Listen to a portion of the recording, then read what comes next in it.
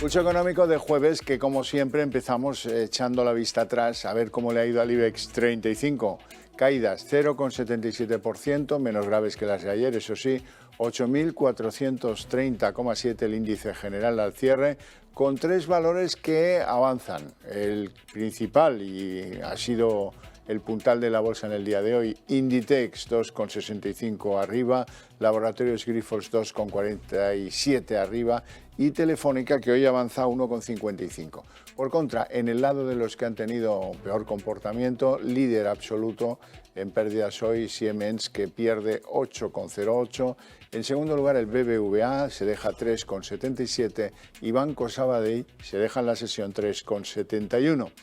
Y a continuación les voy a resumir dos o tres titulares de lo que es actualidad en el día de hoy, para que luego, cuando lo comenten nuestros expertos, los mejores, para que ustedes no se pierdan detalle, pues eso, tengan una referencia concreta.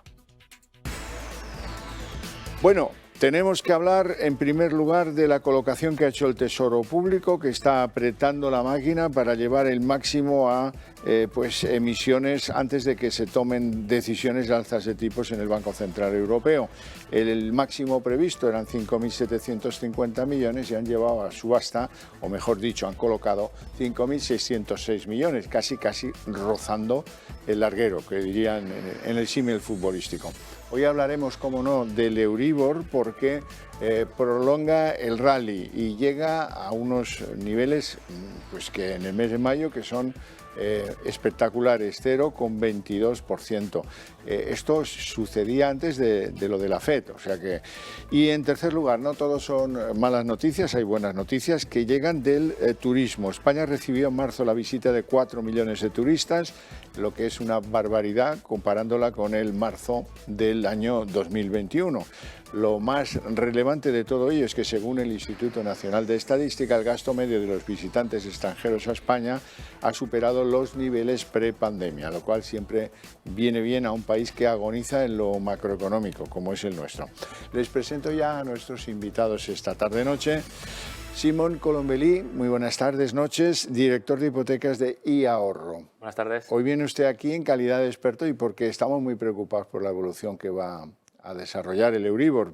Y todos tenemos hipotecas y el que no, pues será porque la ha pagado antes, pero en fin, no hay quien compre un inmueble en España sin recurrir a este método tradicional de hacerse con ladrillo, que nos han educado en que es la mejor manera de ahorrar, y eso no sé si va a ser así en el futuro, pero lo que sí tengo claro es que a final de este año habrá mucha gente en nuestro país que con mucha dificultad podrá mantener sus hipotecas y algunos no podrán hacerlo.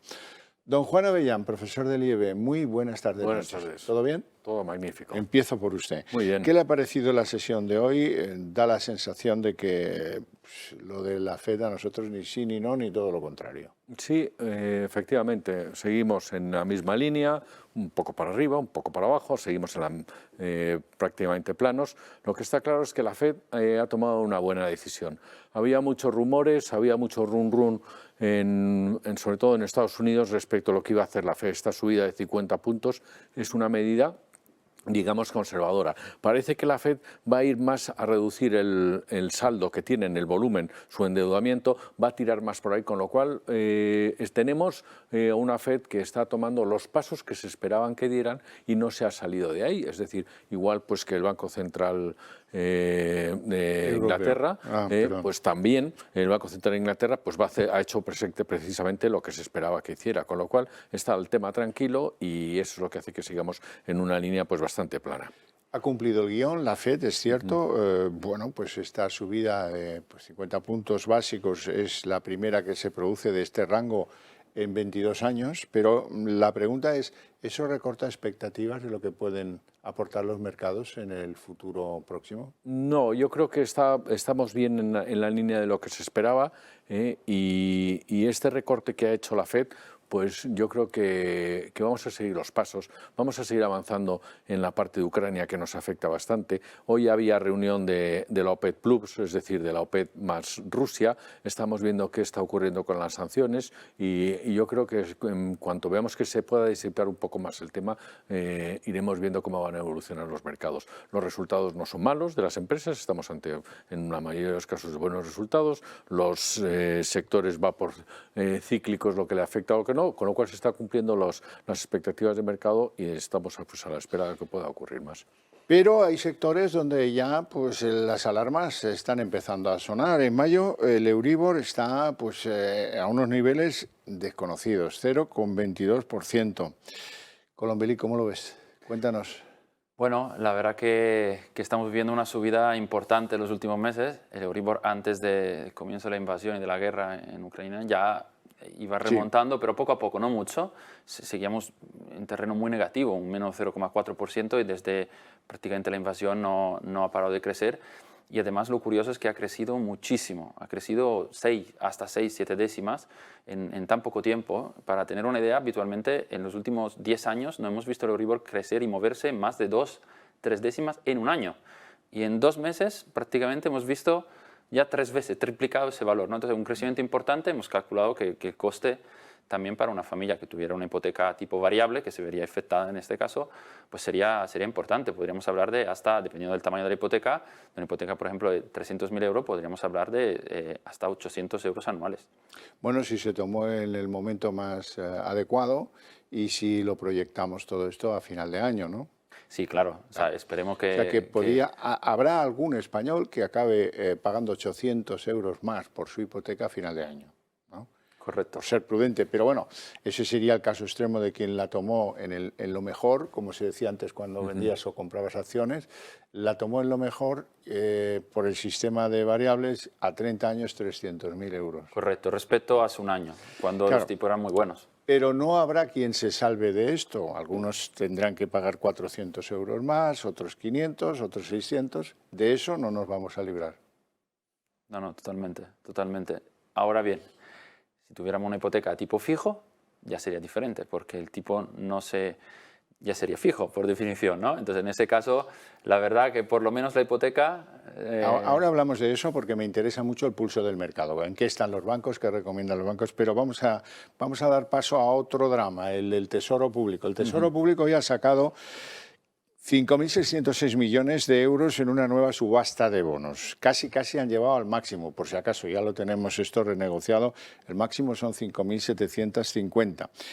Todo adelantarse a lo que pueda decidir por sorpresa un Banco Central Europeo, lo cual es prudente porque demuestra que nadie se fía. Tenemos el bono a 5 años a 1,4%. O sea que esto ya empieza a ser un elemento que tenemos que tener en la mesa, entre los radares de lo que es la navegación del día, ¿no? No estamos hablando de 10 años, estamos hablando de 5 años, está claro. Y bueno, pues empezamos a ver que empieza a subir el tema. El Tesoro está haciendo sus deberes en cuanto a acudir a lo más posible, ahora que todavía no han terminado de despegar los tipos, de acudir enseguida a sus vencimientos. Y bueno, igual que están haciendo las empresas, y ya han hecho las empresas sobre todo, igual que están haciendo los bancos, que los bancos tienen un disponible de unos 100.000 millones de euros en posibles emisiones que ya han empezado a hacer tanto Banco Santander como BBVA en emisiones de deuda hipotecaria. Han empezado a hacerlo, bien vía fondos o bien vía emisiones directamente, y esos son los deberes que van haciendo. Es decir, el Tesoro está también saliendo, pero ojo, hay que tener en cuenta que lo que tenemos detrás es un incremento de deuda, y una deuda pública es como decía de la familia. En una familia, si le coge bien endeudado, malo. Como Estados nos coge muy endeudados y malo esta subida de tipo de interés. Profesor Avellán, ¿en qué momento de este año vamos a tener que poner en los relojes del cuadro de mandos la prima de riesgo? Yo es lo que más me preocupa, fíjate, a lo que dices. ¿Por qué? Pues porque la prima de riesgo es una curva que va siempre en paralelo sobre el tipo del endeudamiento. Es decir, el momento en que la curva se dispara, es decir, en el momento en que sube la prima de riesgo, sube el precio del endeudamiento, de lo que nos tenemos que endeudar, el tipo de interés al que nos endeudamos y respecto a otros países. Si hay 2 puntos, 3 puntos, o como llegó a estar a 6 puntos y pico sobre la deuda alemana, eso implica que lo que se financian las empresas en España está por encima de 6 puntos respecto a lo que es la financiación en Alemania, y eso generó pues no poderse financiar, generó unas diferencias de competitividad enorme, y la prima de riesgo es fundamental que se siga manteniendo, pues como estamos ahora, en torno a un punto y pico. Colombeli, volvamos a las hipotecas. Es razonable que el que quiera tomar una nueva pues vaya al banco exigiendo que la quiere a tipo fijo, porque claro, aseguremos, ¿no? No sea que vaya al variable peor.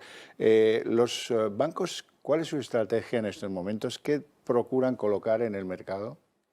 Una muy buena pregunta, porque el consumidor, como podemos imaginar ahora más que nunca, quiere una hipoteca tipo fijo, lógicamente. Y con toda esta incertidumbre, la verdad que la banca española está haciendo un esfuerzo para promocionar hipotecas a tipo variable. ¿Por qué? Justamente, pues bueno, un poco una estrategia comercial. Claro. De hecho, hay algún si banco... te cuelo una variable, pues me forro, y si claro, no, mejor. pues menos, ¿no? Y hay algún banco, de hecho, que no es que haya quitado del mercado las hipotecas a tipo fijo, pero prácticamente... no las dan, ¿no? No, porque tienen unos tipos fuera que no son competitivos, entonces saben que no, básicamente no quieren comercializarlas. Entonces sí que está pasando mucho. Algunas entidades están jugando con un tipo muy elevado de los contratos de hipotecas fijas para que no los tomes, ¿no? Correcto, si para lo exiges incentivar... tú, yo te pongo un tipo prohibitivo y te irás. Exacto, para que el diferencial con la variable sea tan grande y que justifique ese esfuerzo. ¿Y las hipotecas a tipo variable, más o menos, a cómo están ofreciéndolas en la banca española? Fíjate, Javier, que respecto a la fija han bajado, justamente porque la banca quiere promocionarla. Entonces, vemos muchos casos que nos posicionan por debajo del 1%.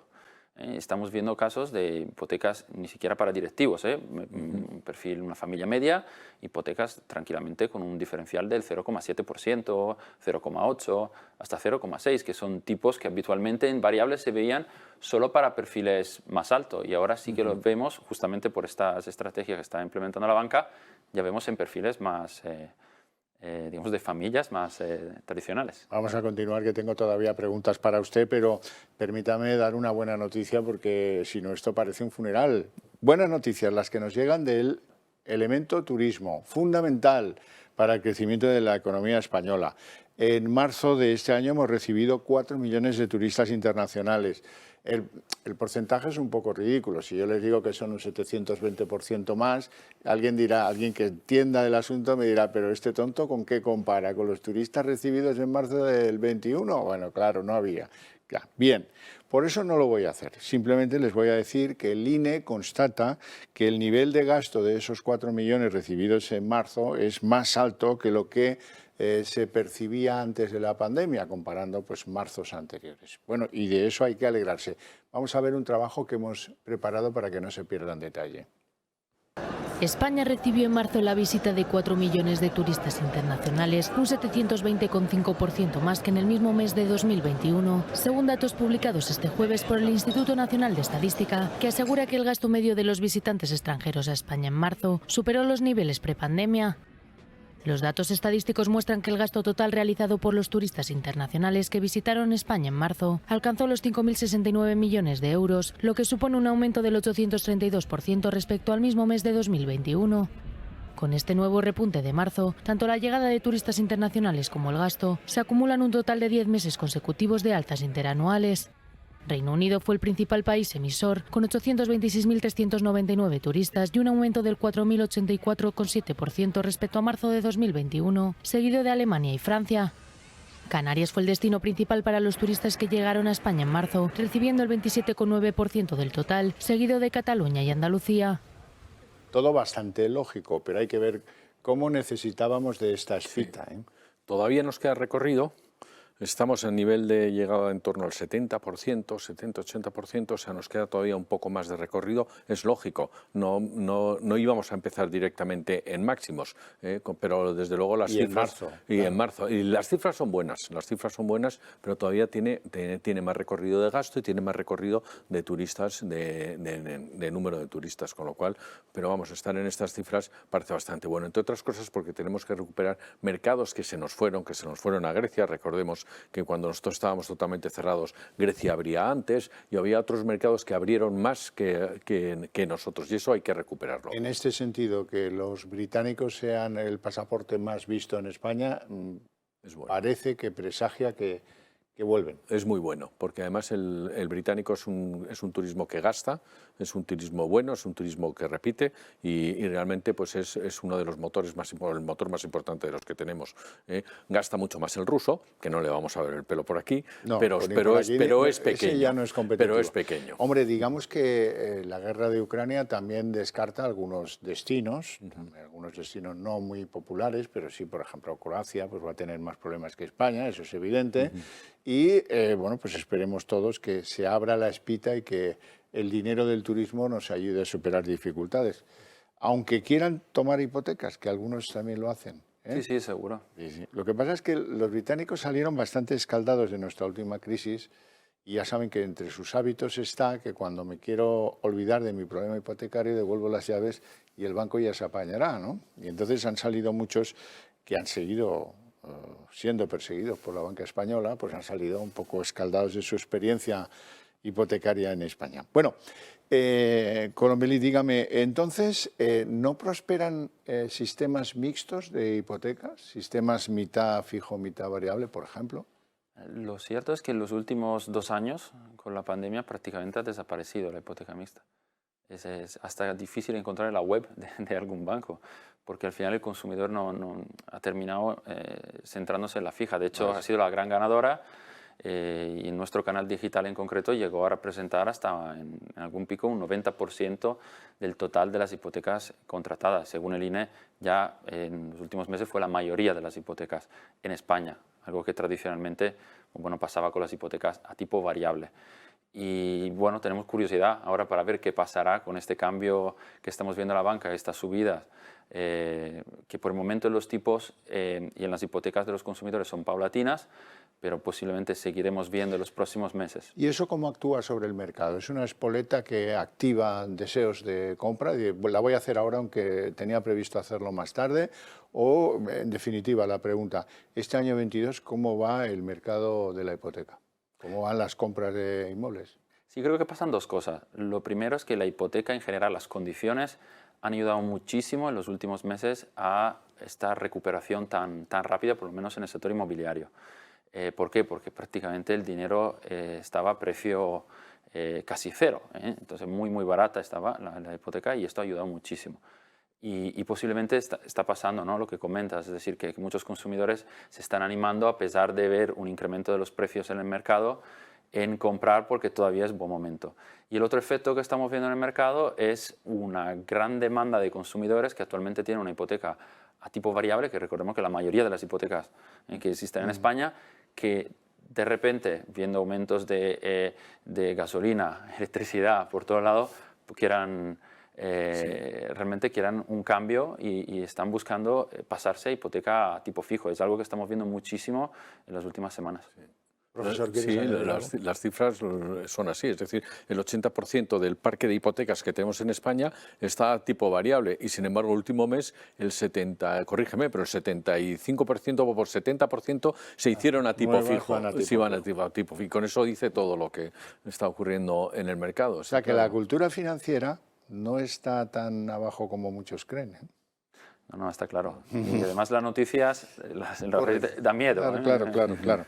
Bueno, profesor, tenemos que ver algunos nombres propios en la bolsa hoy. Por ejemplo, es el caso del grupo Siemens Gamesa, que ha perdido, han comunicado sus resultados, 780 millones entre octubre y marzo.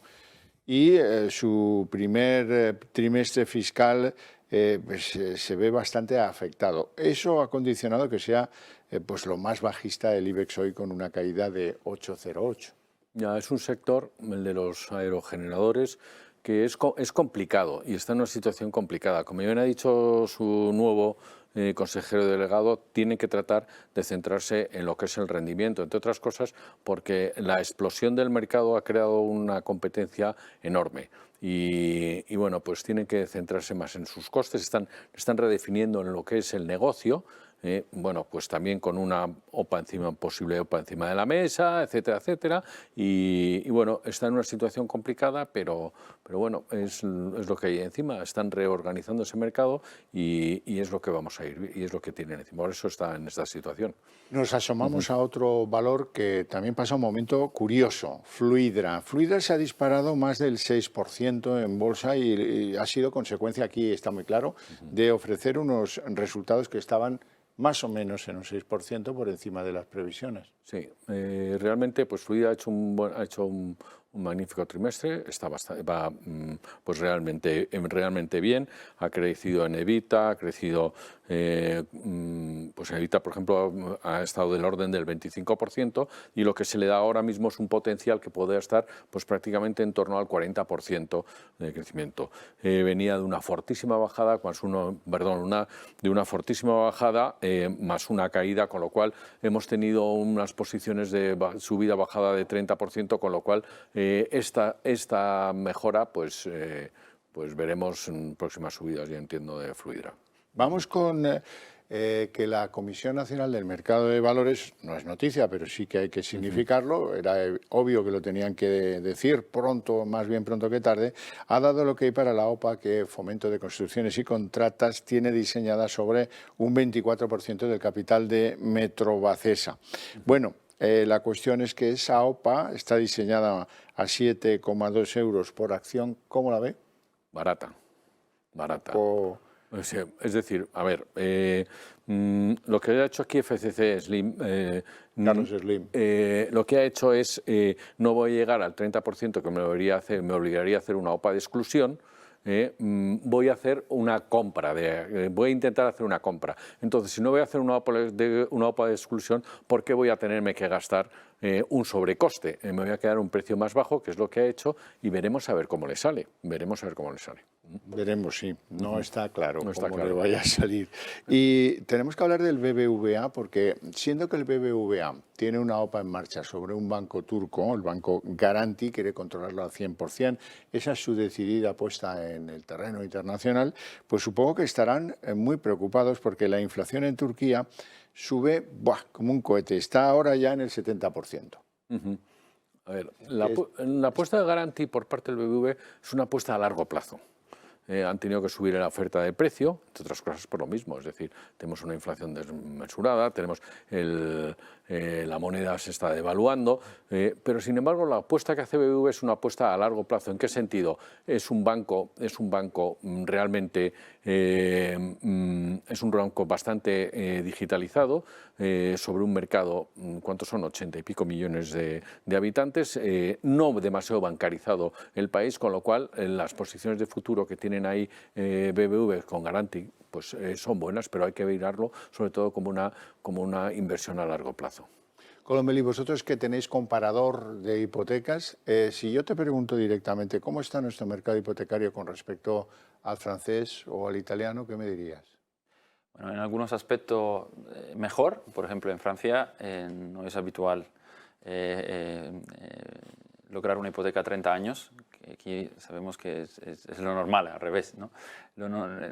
Y el límite en Francia son 25 años, con lo cual hay algunas limitaciones ya de entrada importante, porque si calculamos una cuota a 25 años ya cambia completamente un poco todo el endeudamiento y todos también las condiciones. ¿Y financia más o menos que aquí? ¿El porcentaje? Similar. Más o menos similar. Y a nivel de precios, bueno, depende un poco en realidad de la estrategia comercial que siga cada entidad. Creo que el mercado italiano en ese sentido es más similar, el francés es un poquito más alto y si vemos cuando nosotros comparamos con más alto quieres decir más caro. Más caro, exacto, más caro que el español. ¿Y el italiano se parece mucho? Se parece más al español, sí, en cuanto a tipos. Avellán, ¿cómo lo ves? Yo lo veo bien. A mí me sigue preocupando el tema de los jóvenes. Es decir, como es normal, se exige que el 20% del valor de un piso lo ponga mediante ahorros o de la forma que sea, más un 10% de gastos, y desde luego la deficiente incorporación de los jóvenes al mercado laboral les impide acceder a esas hipotecas. Se hablaba de operaciones de seguro que garantizaran esa parte, pero aún así algunos productos han salido donde dan más con aval de la familia. Santander me parece que sacó uno con aval de la familia, se conseguía llegar al 95%, pero a mí lo que me preocupa del sector inmobiliario y hipotecario es la incorporación de los jóvenes. Y faltan normas, porque está claro lo que usted dice, 30 años de hipoteca, dice, vale, de acuerdo, pero siempre y cuando los 30 años corran hasta que quien recibe la hipoteca o quienes reciben la hipoteca no estén por encima de la edad de jubilación, ¿no? Eso parece razonable, digo.